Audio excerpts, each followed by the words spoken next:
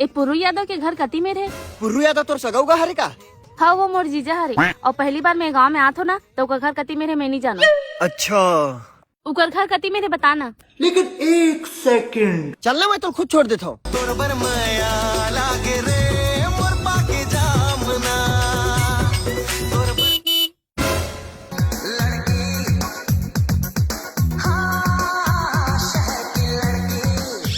देखा था तो साले टुराला कब के टूरी पटा रहे और गली में घुमावा था वह। मोर तो छाती जल गए भाई देख के।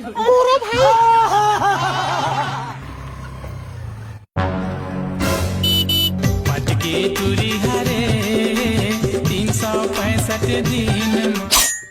ये साले खसवाहट पूरा तको टूरी पटा रहे। एकदम मोर छाती जर गिरे।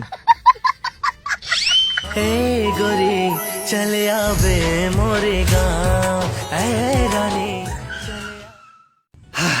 ए दे आगे रुको जरा, सबर करो। ए तो ही मेरा हरे जेन मिलले हमन पहली गे रहन। तो यही घर तो हरे पुर्रू के। तते मोला जबरन के गांव में काबर घुमात रहे।